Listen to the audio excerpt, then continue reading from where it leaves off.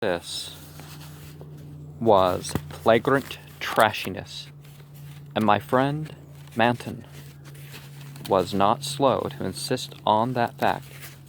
Then I told him what I had found in an old diary kept between 1706 and 1723, unearthed among family papers, not a mile from where we were sitting. That and the certain reality of the scars on my ancestor's chest and back, which the diary described. I told him too of the fears of others in that region, and how they were whispered down for generations, and how no mythical madness came to the boy who in 1793 entered an abandoned house to examine certain traces suspected to be there. It had been an eldritch thing. No wonder sensitive students shudder at the Puritan age in Massachusetts. So little is known of what went on beneath the surface. So little, yet such a ghastly festering as it bubbles up putrescently in occasional ghoulish glimpses. The witchcraft terror is a horrible ray of light on what was stewing in men's crushed brains, but even that is a trifle. There was no beauty, no freedom. We can see that from the architectural and household remains, and the poisonous sermons of the cramped divines.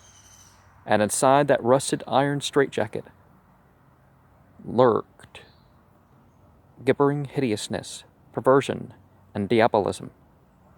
Here, truly, was the apotheosis of the unnamed. Cotton Mather in that demoniac sixth book, which no one should read after dark, minced no words as he flung forth his anathema, stern as a Jewish prophet, and laconically unamazed as none since his day could be. He told of the beast that had brought forth what was more than beast, but less than man. The thing with the blemished eye, and of the screaming, drunken wretch that they hanged for having such an eye. This might be badly told, yet with the hint of what came after. Perhaps he didn't know, or perhaps he knew and did not dare to tell. Others knew, but did not dare to tell.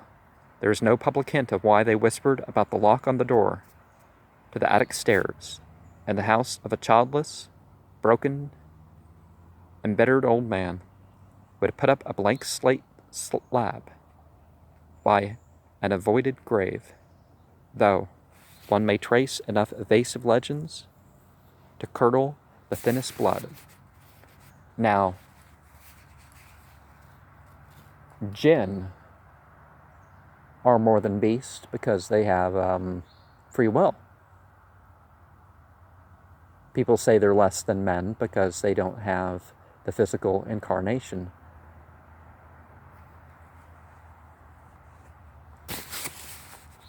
But it's according to beliefs and deeds, really, for them too. So let's not group them all together as worse than the animals, or worse than men, or better than the animals, and that sort of stuff. It is all in that ancestral diary I found.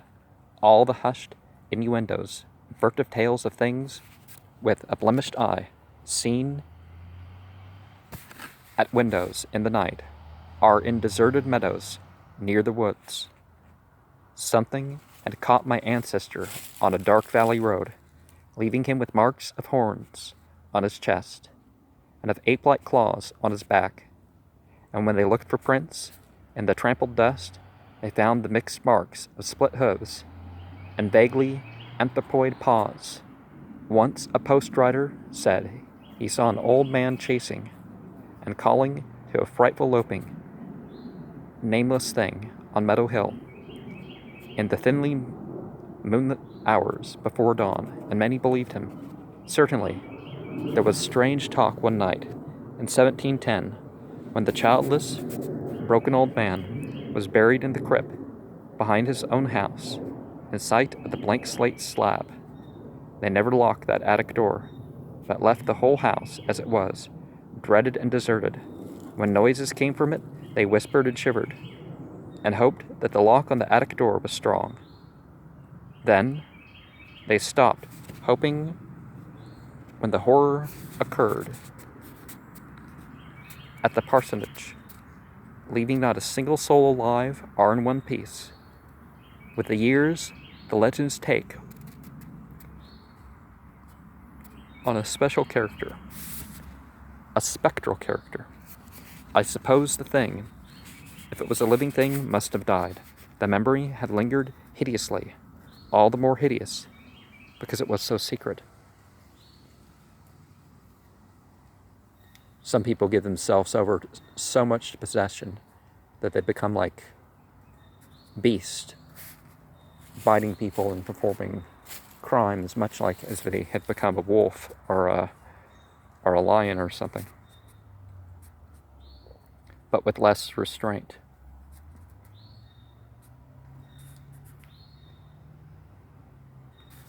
During this narration, my friend Manton had become very silent, and I saw that my words had impressed him. He did not laugh as I paused, but asked quite seriously about the boy who went mad in 1793, and who had presumably been the hero of my fiction. I told him why the boy had gone to that shunned, deserted house. I remarked that he ought to be interested, since he believed that windows retained latent images of those who sat at them. The boy had gone to look at the windows of that horrible attic because of the tales of things seen behind them, and had come back screaming maniacally. Manton remained thoughtful as I said this, but gradually reverted to his analytical mood. He granted for the sake of argument that some unnatural monster had really existed, but reminded me that even the most morbid perversion of nature need not be unnamable or scientifically indescribable. I admired his clearness and persistence, and added some further revelations I had collected among the old people. Those later spectral legends I made plain, related to monstrous apparitions, more frightful than anything organic could be, apparitions of gigantic bestial forms, sometimes visible and sometimes only tangible, which floated about on moonless nights, and haunted the old house, the crypt behind it, and the grave where a sapling had sprouted beside an illegible slab. Whether or not such apparitions had ever gored or smothered people to death, as told in uncorroborated traditions, they had produced a strong and consistent impression, and were yet darkly feared by very aged natives, though largely forgotten by the last 2 generations, perhaps dying for lack of being thought about. Moreover, so far as aesthetic theory was involved, if the psychic emanations of human creatures be grotesque distortions, what coherent representation could express or portray so gibbous and infamous a nebulosity as the specter of a malign, chaotic perversion, itself a morbid blasphemy against nature, molded by the dead brain of a hybrid nightmare? Would not such a vaporous terror constitute an all-loathsome truth, the exquisitely, the shriekingly unnamable?